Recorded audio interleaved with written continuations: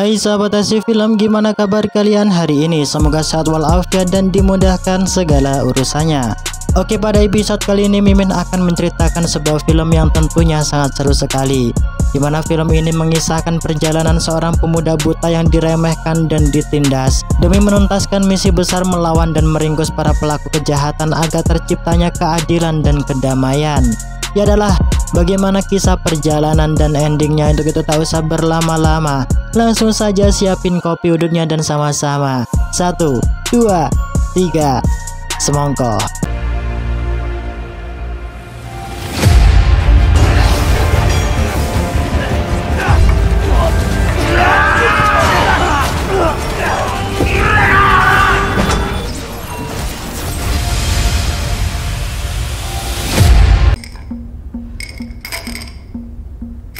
Ya, di sebuah meja bundar inilah film pun dibuka. Kita diperkenalkan akan tokoh pemeran utama dalam film tersebut. Ia bernama Pengu, si pendekar buta dari gua hantu. Meskipun dirinya tak bisa melihat, namun Pengu selalu jackpot dan mendapatkan uang banyak dari taruhan judi tersebut. Sang bandar yang merasa malu karena kalah dengan orang buta, ia mengajak untuk bermain satu putaran kembali dengan memasang taruhan yang sangat besar, dimana jika Pengu menang, ia berjanji akan melipat gandakan uang taruhan tersebut. Namun jika kalah, Pengu harus bersedia memotong salah satu dari kedua tangannya. Dalam waktu yang singkat inilah nampaknya Pengu kalah telak. Sesuai kesepakatan di awal, sang bandar seketika memanggil pengawalnya untuk segera memotong tangan si buta. Mengetahui bahwa sang bandar telah berbuat curang, tentu Pengu membantah keras menolak untuk menyerahkan salah satu tangannya. Tak hanya itu, di waktu bersamaan pula Qiu Feng, bos pemilik rumah judi, juga seketika datang memarahi tindakan yang dilakukan sang bandar. Disinilah Qiu Feng meminta maaf di hadapan Pengu, serta memintanya untuk tetap terus melanjutkan permainan. Namun Pengu menolak dan memutuskan untuk pergi dengan membawa semua uang yang berada di meja bundar tersebut. Tak berselang lama dari kepergian melangkahkan kaki, di pertengahan jalan, Pengu dihadang sekelompok bandit yang tak lain mereka ialah Qiu Feng dan para pengawalnya. Tentu sebagai seorang bos yang sekaligus pemilik rumah judi, Qiu Feng tak ingin mengalami kerugian besar atas kekalahan bermain dengan Pengu. Sebab itulah ia membawa pengawalnya untuk merampas, mengambil semua uang yang dibawa dan membunuh Pengu jika melakukan perlawanan. Akan tetapi upaya yang mereka lakukan nampak sia-sia, sebab orang buta tersebut bukanlah seperti yang mereka bayangkan sebelumnya. Tentu dengan sangat mudah, Pengu melibas dan merobohkan semua pengawal Qiu Feng cukup dengan sekali tarikan nafas. Tak sebatas itu, Pengu juga melumpuhkan Qiu Feng karena dirinya telah menangkap dan menyembunyikan seseorang gadis yang bernama Nian. Nah, dari sinilah kita diberitahu bahwa beberapa tahun yang silam, kondisi pada saat itu sedang mengalami kekacauan dan keterpurukan yang membuat para penjahat berhamburan merajalela. Dari situlah setiap daerah menawarkan dan mengundang pendekar di segala penjuru untuk memberantas para penjahat dengan imbalan hadiah yang besar. Yang tentunya Pengu si buta dari gua hantu merupakan salah satu pendekar yang bersedia ikut parti menangkap dan memberantas para penjahat yang ada. Di saat dirinya memasuki kota Liang, langkah dan kakinya seketika berhenti di sebuah rumah kecil, yang di saat itu juga terlihat seorang gadis yang bernama Nian sedang menuangkan wedang arak untuk menjamu para tamunya. Karena aroma wedang arak yang amat segar, Pengu berniat untuk membeli wedang arak tersebut. Dengan sambil tersenyum, Nian mengatakan bahwa wedang arak tersebut tidak untuk dijual, melainkan untuk menjamu para tamunya yang tak akan lama lagi segera datang untuk merayakan hari pernikahannya. Mendengarkan akan hal tersebut, Pengu langsung pergi begitu saja. Nian yang merasa kasihan, ia mengundang Pengu untuk ikut parti merayakan pesta pernikahannya, agar Pengu dapat menikmati arak yang sudah ia sajikan dengan gratis. Disinilah ia juga memberikan uang pada Nian sebagai hadiah dari pernikahannya, walaupun uang tersebut ditolak oleh Nian. Ya, di saat hendak membantu mengikat kuda, Nian seketika terkejut melihat sebuah karung yang terjatuh. Disinilah Pengu mengatakan bahwa karung tersebut berisikan orang penjahat yang baru ia tangkap. 迎上去。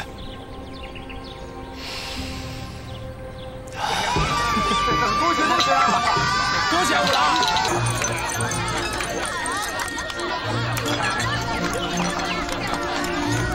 Terlihat acara perayaan pernikahan Nian seketika terhenti melihat seorang pemuda yang tiba-tiba datang dan berdiri di hadapan mereka semua. Yang ternyata pemuda tersebut merupakan saudara Nian yang bernama Nijun. Karena sifat Nijun yang keras dan sering memandang orang lain lemah, membuat tamu undangan Nian merasa tak nyaman yang seketika berpamitan untuk pulang. Tak terkecuali Pengu, terlihat ia masih sangat menikmati berkendi-kendi wedang arak tersebut. Disitulah Nijun seketika menghampiri dan menggertak Pengu untuk segera pergi. Dikira takut, Nijun malah dibuat kagum olehnya. Dalam keadaan mabuk inilah, Pengu pergi menuju keberadaan kudanya yang terikat, dan seketika ia pun tertidur dalam keadaan setengah sadar. Tak berselang lama malam harinya, Pengu pun terbangun. Disinilah ia memastikan bahwa penjahat yang diikat olehnya masih ada. Di waktu bersamaan inilah ia mencium bau yang tak sedap. Yang kemudian Pengu menuju kembali tempat perayaan pernikahan yang usai berlangsung. Alangkah terkejutnya, Pengu menemukan mayat Nijun yang sudah tergeletak di lantai.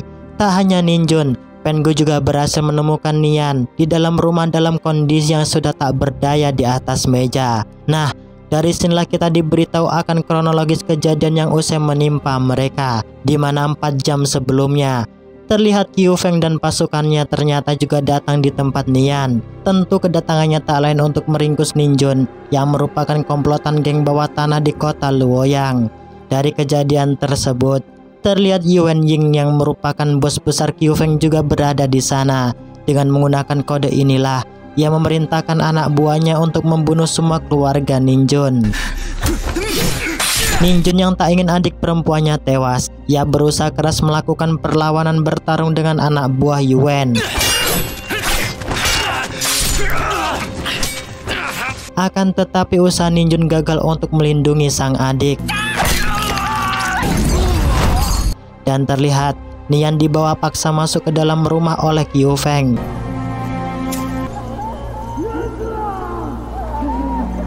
Hingga pada akhirnya Nijun pun tewas karena tak bisa mengelak anak panah yang dilesatkan Yuan Ying. Tak sebatas itu, Yuan yang kejam, ia juga melampiaskan nafsu setannya yang buat Nian mendesah tak berdaya. Singkat cerita, keesokan harinya terlihat Pengu sampai di sebuah kota kecil bersama penjahat yang berhasil ia tangkap. Merasa curiga akan karung yang dibawa, para penjabat kota mengikuti arah kepergian Pengu karena ia memasuki rumah pengadilan. Disinilah Pengu seketika mengatakan dan menunjukkan surat Mahkamah Agung yang ia bawa untuk meringkus para penjahat yang berada di surat tersebut dengan imbalan yang besar. Mengerti bahwa orang buta yang berada di hadapannya merupakan pemburu para penjahat, Tuan Gao menanyakan penjahat yang dibawa olehnya. Pengu mengatakan bahwa penjahat yang ia ringkus merupakan buronan kota yang dihargai 500 keping emas bagi orang yang berhasil menangkapnya. Tak hanya itu, Pengu juga menanyakan siapa di antara mereka yang bernama Zhao. Tentu teriakan tersebut cukup bagi Pengu untuk menangkap Zhao yang merupakan salah satu buronan yang sedang ia cari. Nah, dari sana Pengu mendapat imbalan dari Tuan Gao karena keberhasilan Pengu meringkus penjahat Zhao yang juga buronan yang sedang ia cari. Sebelum pergi, Pengu memberitahu Tuan Gao untuk menyelidiki kasus pembunuhan yang usai terjadi di sebuah desa sebelah barat. Dalam waktu yang singkat, terlihat Tuan Gao bersama pasukannya sampai di desa yang dimaksud untuk melakukan penyelidikan akan kasus pembunuhan yang usai terjadi. Dengan menemukan anak panah yang tergeletak di lantai, Tuan Gao mengetahui bahwa anak panah tersebut ialah milik Yuan Ying yang merupakan anak panah dari keluarga ternama di kota Luoyang. Tuan Gao yang merasa bingung dan tak berani menghadapi keluarga Yuan. Ia berusaha menyemangati Nian untuk tetap bersabar dan melupakan kejadian yang usai menimpa pada dirinya. Mendengarkan ungkapan tersebut, tentu Nian tak dapat menerima dengan lapang dada karena tak hanya nyawa keluarganya yang berjatuhan, namun harga diri dan mahkotanya juga jatuh. Disinilah Nian meminta keadilan di mana nyawa harus dibayar dengan nyawa. Ya, desakan Nian membuat Tuan Gao sangat marah sebab dirinya dianggap tak memberikan keadilan akan kasus tersebut. Tuan Gao yang takut berurusan dengan Yuan, yang sengaja membuat rekayasa membalikan fakta akan kronologis kasus pembantaian tersebut, yang tentunya ia menangkap Nian karena dianggap telah membunuh kakaknya sendiri demi balas dendam atas kematian suaminya yang telah dibunuh Ninjun. Di sini Tuan Gao membawa Nian di pusat kota untuk dihukum penggal kepala. Di pertengahan jalan, Tuan Gao bersama pasukan bertemu dengan Pengu. Tentu Pengu tak terima atas perlakuan Tuan Gao, memfitnah dan menambah penderitaan Nian. Ya, karena embel-embel sebuah jabatan. Dengan nada yang lantang, Tuan Gao membentak Pengu. Sebagai seorang rakyat yang harus mendapat perlindungan dan keadilan, seketika Pengu marah dan memberantas semua pasukan sang penjabat kota tersebut.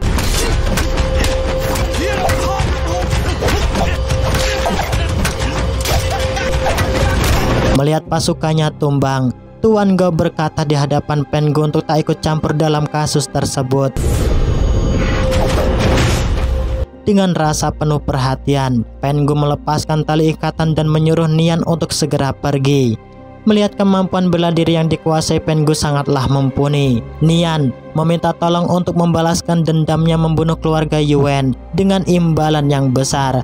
Namun permintaan tersebut ditolak sebab dirinya bukanlah seorang pembunuh, melainkan ia adalah seorang pemburu para penjahat. Nian yang mengetahui bahwa Pengu hendak pergi menuju kota Luoyang, tentu ia akan ikut pergi, melapor, dan mencari keadilan di sana.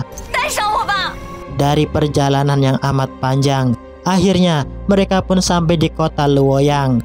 Di pasar inilah, sambil menyantap makanan, Nian memberitahu Pengu bahwa seusai makan ia akan pergi di sebelah timur yang berada di ujung pasar. Tak lain kepergiannya untuk mencari keadilan dan menemukan seorang yang dapat menuntaskan masalahnya. Dan benar saja, seusai makan mereka pun berpisah. Di sisi lain di dalam pasar, kita juga diperkenalkan akan seorang gadis. Ia bernama Nonakin. Ya, karena kepandaian dan keahliannya dalam berpuisi sambil bermain sitar, membuat orang-orang terkesima padanya. Tak hanya itu, terlihat Pengu juga sudah berada di dalam rumah Nonakin, yang ternyata mereka sebelumnya sudah saling mengenal dan mempunyai hubungan yang dekat. Disinilah Pengu mengeluarkan kantong uang dan memberikan semuanya pada Nonakin. Melihat misinya telah berhasil, Nonakin kembali memberikan misi baru padanya untuk memburu para penjahat kelas kakap yang memiliki kekuasaan di kota Yanzhou. Tentu misi kali ini yang akan dihadapi Pengu sangatlah sulit. Namun hal tersebut setara dengan imbalan yang akan didapatkan olehnya. Mendengarkan akan kenyataan tersebut, tentu Pengu tak merasa takut ataupun gentar demi mendapatkan uang untuk kesembuhan matanya. Ketika hendak pergi dan berkemas, tiba-tiba mereka dikejutkan beberapa orang yang memasuki rumah Qin. Dari ketiga orang tersebut, terlihat salah satu dari mereka mengalami luka sayatan di lengannya, di mana pemuda tersebut ialah pelayan yang bekerja di keluarga Yuan Ying. Nah, dari sinilah ia menceritakan akan kronologis kejadian yang baru ia alami di hadapan Nonakin, di mana di saat Pangeran Yuan hendak melamar anak ketiga Jenderal Gao, dan di saat acara hendak dimulai, tiba-tiba seorang perempuan yang tak lain yang datang membuat masalah dan mengacaukan acara Pangeran Yuan Ying. Karena luka sayatan belati itulah membuat kesal sang pelayan, sebab ia menganggap bahwa perempuan tersebut sudahlah gila. Pengu yang mendengar dan mengerti bahwa perempuan yang dimaksud mereka ialah Nian, tentu dirinya tak terima. Yang seketika, Pengu menarik tali jahitan luka tangan dari sang pelayan. Nonakin yang mengetahui bahwa perempuan tersebut memiliki hubungan dan keterkaitan dengan keluarga Yuan, ia pun menasihati Pengu untuk tak ikut campur dalam masalah tersebut. Sebab keluarga Yuan merupakan geng bawah tanah kota Luoyang yang memiliki kedekatan dengan kekuasaan di kota. Ditambah tak akan lama lagi, Yuan Yin akan menikah dengan salah satu anak dari Jenderal Gao. Nah, sebab itulah alasan Pengu menangkap Qiu Feng, tak lain untuk menemukan dan membebaskan Nian yang disandra oleh mereka. Awalnya Qiu Feng tak akan memberitahu Pengu di mana letak keberadaan Nian, karena ia sudah tak kuat menerima siksaan darinya. Akhirnya Qiu Feng memberitahu letak keberadaan Nian. Ya, di rumah tua itulah Nian disekap dan disembunyikan. Di saat membuka pintu, seketika Pengu diserang salah satu anak buah Yuan yang menjaga rumah tua tersebut.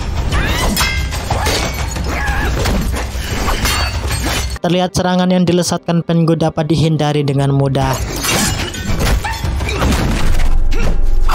Berkat kekuatan batin, akhirnya Pengu dapat melumpuhkan anak buah Yuan tersebut cukup sekali hentakan. Melihat kondisi Nian sangatlah memprihatinkan dan tak diperlakukan selayaknya manusia pada umumnya. Pengu memutuskan untuk membawa Nian agar segera mendapatkan perawatan di dalam rumah Nona Qin.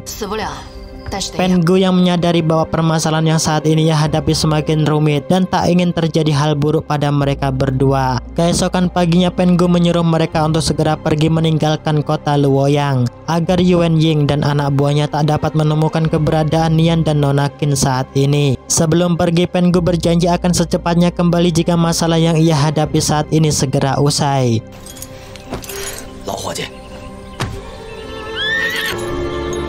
Dan benar saja, seusai mengantarkan mereka pergi, Pengu menghampiri dan menyiksa Qiu Feng dengan tali. Disinilah Pengu menyiksa Qiu Feng menggunakan seutas benang yang ia bawa, agar Qiu Feng mengeluarkan suara memberitahu kenapa keluarga Yuan Yin membantai keluarga Nian. Karena tak sanggup merasakan sakitnya disiksa, Qiu Feng akhirnya memberitahu akan kebenaran tersebut pada Pengu, di mana anak ketiga Jenderal Gao sangat menginginkan sebuah liontin mutiara sebagai syarat mas kawin. Yuan Yin yang kebingungan mencari liontin mutiara tersebut. Ia bersama anak buahnya memutuskan membongkar makam kerajaan untuk mengambil liontin mutiara yang berada di sana. Karena takut kejahatannya terbongkar, Yuan Yin membunuh semua anak buahnya termasuk Ninjun kakak Nian. Mengetahui akan kebenaran tersebut, Pengu kemudian mengikat leher Qiu Feng dengan benang dan mengikatnya pada sebuah pintu. Tak berselang lama dari kepergian Pengu, terlihat Yuan bersama anak buahnya datang. Tentu tanpa Yuan sadari, benang yang mengikat pintu tersebut menjerat leher Qiu Feng yang membuatnya tewas seketika.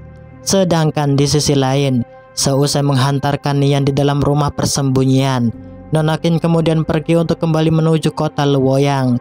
Namun takdir berkehendak lain. Tanpa Nona Qin sadari, ternyata Yuan telah mengincar hidupnya dengan mengutus semua anak buahnya untuk menangkap Nona Qin.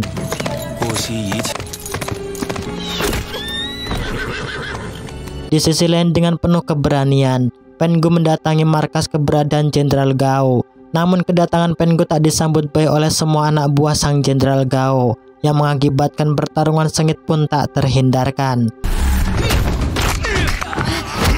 Nah, di dalam ruangan inilah juga terlihat Yuan menginterogasi Nona Qin untuk memberitahu akan keberadaan si buta tersebut. Nona Qin yang merasa sakit karena puluhan anak panah menancap di tubuhnya. Ia malah menceritakan akan asal-usul jati diri si buta yang sebenarnya, di mana Pengu dulunya merupakan salah satu jenderal perang yang sangat terkenal dengan teknik pedang pendengar angin yang ia kuasai. Tentu dengan teknik pedang tersebut, Pengu dengan sangat mudah membabat habis semua musuh dan berhasil menang dalam peperangan. Seusai mengalahkan semua anak buah Jenderal Gao, terlihat Pengu meneruskan langkahnya untuk berjumpa dengan sang jenderal. Namun lagi-lagi langkah Pengu dihadang oleh anak buah sang jenderal. Dari kejauhan inilah ia mengatakan bahwa dirinya ialah seorang pejuang yang berasal dari Barak Serigala Dongsan, yang tentunya Pengu pernah bertemu dengan Jenderal Gao sebelumnya. Di bilik ruangan itulah Jenderal Gao mendengarkan perkataan Pengu yang memberitahu padanya untuk tak meneruskan acara pernikahan Yuan dengan putri ketiganya, sebab Yuan ialah penjahat kelas kakap yang harus diringkus dan dibunuh. Tak berselang lama dari kepergian Pengu, terlihat utusan Jenderal Gao mendatangi keluarga Yuan untuk membatalkan pernikahan yang hendak terlaksana. Sang kakak yang merasa malu karena reputasi keluarganya hancur, ia menghajar Yuan Yin dengan amat kejam di sebuah ruangan. Yuan yang tak tahan disiksa serta dikatakan manusia rendahan, ia memilih untuk membunuh kakaknya yang sudah ia anggap tak berguna. Tak hanya itu, di sisi lain juga terlihat para penduduk kota Luo yang sangat terkejut melihat Nona Qin yang sudah tak lagi bernyawa dan mati dalam kondisi yang amat mengenaskan. Tentu berita tersebut sampai di telinga Pengu yang membuat dirinya sangat terluka. Dengan rasa sakit hati yang tersayat-sayat, esok harinya Pen Gu mendatangi rumah keluarga Yuan yang sedang melaksanakan upacara pemakaman kakaknya, yang tentunya pertarungan epik pun tak terhindarkan.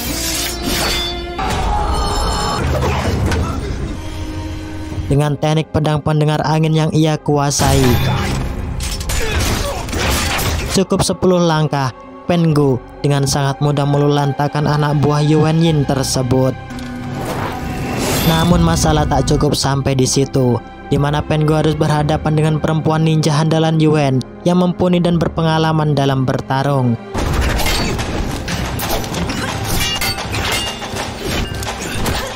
Tentu ninja tersebut bukan masalah baginya. Cukup sekali melesat, ia pun terbunuh terkena anak panah Yuan Yin. Dengan menggunakan busur panah inilah, ia mencoba melumpuhkan dan membunuh si buta tersebut. Terlihat, beberapa anak panah berhasil menembus dan melukai dirinya. Dikira sudah tak berdaya, di saat Yuan Yin mendekat, seketika Pen Gu melesatkan serangan dan memutuskan urat kaki Yuan Yin. Karena merasa belum puas, Pen Gu akhirnya membunuh Yuan demi keadilan dan membalaskan dendam atas kematian Nona Qin. Hingga hal yang tak pernah diduga-duga pun terjadi, yaitu film pun berakhir. Oke, terima kasih untuk kalian yang menonton video ini sampai selesai.